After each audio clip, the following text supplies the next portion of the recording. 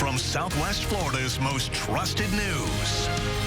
This is Wink News at 5. The long holiday weekend is here and the weather is cooperating for those of you planning a drive to your holiday destination. Thank you for joining us. I'm Lois Tomey. I'm Chris Safadi. A lot of people probably still hitting the road tonight for tomorrow. Chief Meteorologist Matt Devitt is here with the first look at the holiday forecast. Okay, so the forecast for the remainder of this evening and all the way into tomorrow includes temperatures above normal, almost the same color as my tie. As we take a look at the current temperatures, upper 70s to near 80, as right now most spots are dry. I do have a couple areas of rain. This is near a stalled out front. We have some lift in the atmosphere. Just going to be a couple spotty showers, primarily near Copeland and Everglades City. Big picture, here's what we have going on across the country. Areas of rain, Arkansas, all the way towards Oklahoma and Texas. And you'll notice that pocket right there is where delays are possible in the short term, as well as our friends near the Rockies. But much closer to home for this evening. Overall, pretty quiet, some passing clouds and mild with temperatures into the 70s. But we'll talk about the big day, Thanksgiving, Black Friday, and the full 10-day all coming up. 75 North, 163. 75 North, 163. A young deputy's last radio call before his death. He had pulled over a driver when troopers say an intoxicated woman lost control and slammed into his cruiser. I witnessed the aftermath. But it was extremely chaotic. A witness jumped in to comfort him as fellow first responders tried to save him. We just performed the Lord's Prayer and held his hand. And tonight, a community mourns the loss of a young deputy. Christopher Taylor was killed in the line of duty just days after his 23rd birthday and right before Thanksgiving. Charlotte County Sheriff's Office says 30-year-old Cassandra Smith is responsible for his death. She's accused of driving drunk and losing control of her car before the crash. We have team coverage on the tragedy in Charlotte County tonight. Let's start with Wink News anchor Taylor Wirtz at the medical examiner's office. Taylor, a woman gave that deputy comfort during his final moments. Yeah, Chris, Kendra Barabee lost her brother 18 months ago, and a stranger was with him in his final moments.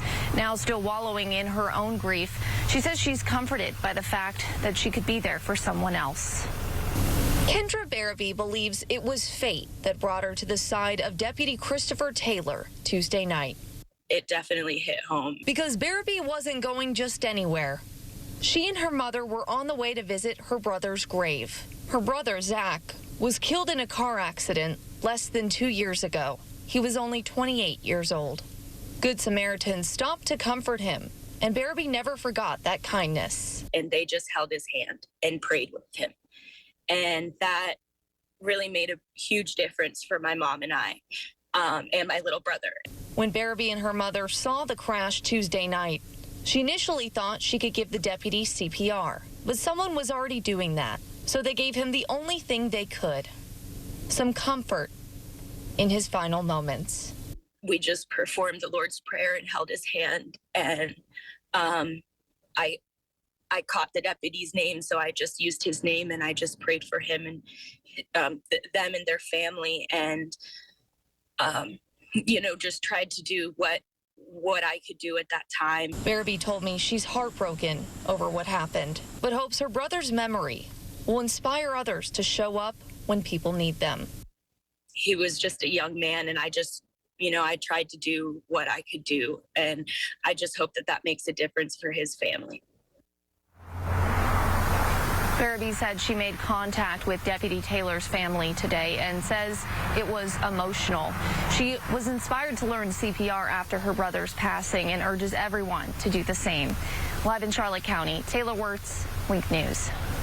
All right, thank you, Taylor. Such an awful tragedy. Such a young man. Terrible. God bless her for trying. It's such a helpless situation, but it was just wonderful what she tried to do. Yeah. Well, let's continue our team coverage with Wink News reporter Emma Heaton, who is live at the Charlotte County Sheriff's Office. And Emma, the accused drunk driver has been in trouble before. This is her second DUI. That on top of the fact that a deputy is dead raises the stakes for 30-year-old Cassandra Smith. And a criminal defense attorney told me if convicted, she faces mandatory time in prison. got down head trauma. A dark scene lit up by flashing police lights. Receiving a call for a deputy who was possibly hit on I-75. This video shows crash investigators working a deadly scene on the shoulder of 75 North near mile marker 163. A suspected drunk driver lost control of her Jeep. Sheriff Bill Promell said the victim is one of his own. Deputy Christopher Taylor died in the line of duty during a traffic stop. At the time, another vehicle traveling at a high rate of speed struck the patrol car, which subsequently hit Deputy Taylor. He was transported as a trauma alert to Shore Point Hospital, Punta Gorda, where he succumbed to his injuries. Florida Highway Patrol is investigating the crash. The preliminary report identifies the suspected drunk driver as 30-year-old Cassandra Smith of Lakeville, Massachusetts. Troopers say she veered across 3 lanes of traffic and smashed into the deputy's car, which then smashed into Deputy Taylor. Smith stopped and called 911. The sheriff said Smith now has a history of driving under the influence. This is Smith's second arrest for DUI, and she just completed her probation in August. It's a tragic situation anytime anyone dies. And obviously when you put a law enforcement family, you know, in the cusp of this, it's tragic all the way around. It kind of compounds the issue. Smith got 12 months probation for her DUI arrest in Palm Beach County. I asked criminal defense attorney Lance Dunford what kind of punishment Smith faces the second time around. It's a maximum penalty of 15 years in prison, or a combination of 15 years of probation and or a $10,000 fine not to exceed one another's.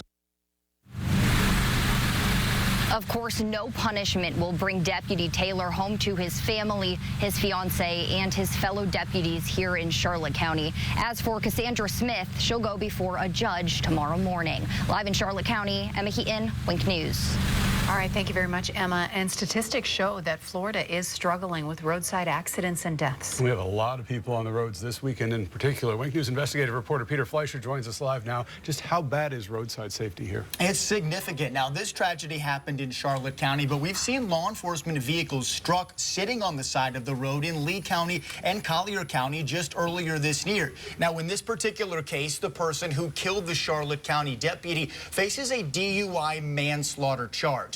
In Collier County, the trooper was not injured, but a drunk driver hit their car on the side of the road. Same thing in Lee County earlier this year. The driver got cited for careless driving, but in that case was not impaired. These accidents can happen in many different ways, clearly, but the risks are all equally scary. AAA has pushed for stricter move-over requirements when it comes to any disabled vehicle. They say Florida has a roadside safety problem. Florida is third in the nation for most people killed on the roadside in a crash. So at the end of the day, we're just looking to try to protect lives and save as many of them as we can. County is historically tough on DUIs. The most recent data shows that they have about a 90% conviction rate for DUI. So obviously that's a pretty significant number. Cassandra Smith faces DUI manslaughter charges. We've mentioned that can be a very serious sentence. So of course we're going to continue to follow the story both on air and online. Yeah, a lot of people will watch this all the way through court for sure. Okay, thank you very much, Peter. Well, condolences are pouring in for Deputy Taylor. The Lee County Sheriff's Office says their thoughts and prayers are with Charlotte County law enforcement. Cape Coral PD says their hearts are heavy. And Northport's police chief wrote they are deeply saddened to hear of the tragic loss of their brother. Florida Senator Rick Scott also expressed his condolences. He asked everybody to remember the sacrifice that law enforcement and their families make to keep everybody safe.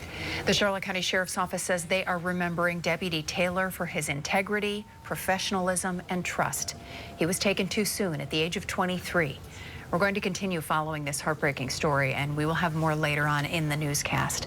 We'll also be updating our website, winknews.com. Some other headlines in the news tonight. Deputies arrest a guy for pointing a gun during a road rage attack. The Collier County Sheriff's Office says Nathan Grego from Missouri pulled up next to someone, flipped him off, and when the victim made the same gesture, Grego pulled out a gun and said, quote, "Do you want some?" This started at a three-way stop at the Mercado Whole Foods parking lot. Deputies say Grego ran one of the stop signs and tailgated the victim before escalating the situation. Deputies found that loaded handgun in his pickup truck. A man is arrested months after more than 200 exotic animals were seized from his captive wildlife facility. A court document shows Carl Laquadera violated FWC rules on caging, facility, and transportation requirements. The document also says animals suffered under his watch. Those animals were seized from Bad Attitude Everglades Exotics in North Fort Myers back in August. With red tide blooms along our coast, you may wonder if there's anything you can do to help. Wink News environmental reporter Liz Byro has an update on the status of red tide now and what action you can take. Yeah, here's a look at the latest red tide map, and you can see we have varying levels along our coast, yellow meaning low, orange meaning medium, and red meaning high. And you can see in this Captiva area, we have a lot of concentrations that are medium. The fish kills I saw in this area last week are a common symptom of red tide. I asked red tide expert Mike Parsons, is there anything you can do to help? So I think with red tide, there are several things that the public could help with. Number one, reporting fish kills. There's a fish kill hotline. I think helping to volunteer to collect samples when there's gaps in the data. You know, the public are our eyes and ears out on the water. So I think just reporting if they see something strange, if they see fish kills, would be really helpful. If you see a diseased or dead fish, let Florida Fish and Wildlife know. You can report it on the FWC Reporter app, on the web, or by calling 1-800-636-0511. Let them know the location. GPS coordinates are ideal. The number of fish involved and what species they are, if you can identify them, and your phone number or email so they can reach out if they have any more questions. Each year, FWC receives 2,000 different reports of distressed or dead fish. Now, this allows them to tell patterns, causes, and occurrences. It also allows them to respond appropriately. Now, all this information will be linked on the Wink News website. Back to you. All right, thank you very much. Anything they can learn, I'm sure all of us would love to have this go away for good. Make the problem, yep, yes. go away. Yeah. Well, later at 5:30, a troubling discovery. Bullets lodged into businesses. How are owners who work in this plaza coping? But first, prepping for the holidays, how it's looking on the road, at the airport, and in grocery stores in Southwest Florida. Here's what's coming up tonight on Wink.